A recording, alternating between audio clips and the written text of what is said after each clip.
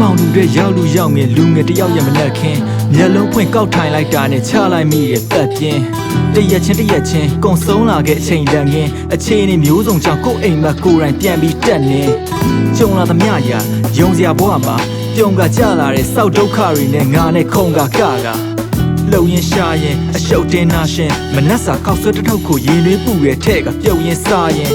အတွေးပေါင်းစုံနဲ့ခေါင်းထဲမှာပြေးချက်အကြောင်းမဲ့ငါပြေးမထွက်ငါကောင်းခဲ့သမျှနေရက်အားလုံးအတွက်တစ်ချိန်မှပြန်ခံစားရမယ်တွေးမှတ်လုံးစရာရှိတဲ့လုံမြဲပဲမပြတ်ခဲ့ပါတစ်နေ့တစ်ရက်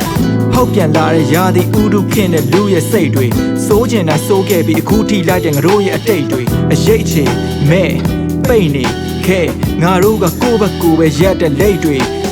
အေးဘဝကလှုပ်ချင်တိုင်းလည်းမဖြစ်ကျုပ်ကကြုံမြင်တိုင်းပဲလစ်တာအခုကမလှုပ်ခင်ဝိုင်းဆွဲနေလမ်းတွေးလို့မပြုံးရင်ရိုင်းနေခင်မှာကျုပ်ကအဲ့လိုအရိုင်းပဲဖြစ် Yeah မချင်နဲ့တာခမားတို့အပိုင်းပဲ bitch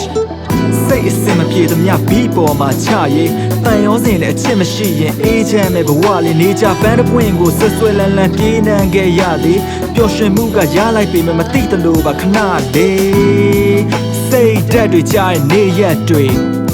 အစိတ်တန်နေငါရဲ့အိမ်မက်သေးပိတ်ခန့်နေဘဝရဲ့ latest ဖြစ်ပိတ်ရနေကြတဲ့ fake ass တွေစိတ်ဓာတ်တွေကြားတဲ့နေရက်တွေအစိတ်တန်နေငါရဲ့အိမ်မက်သေး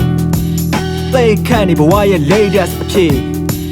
ပိတ်ရနေကြတဲ့ fake ass တွေ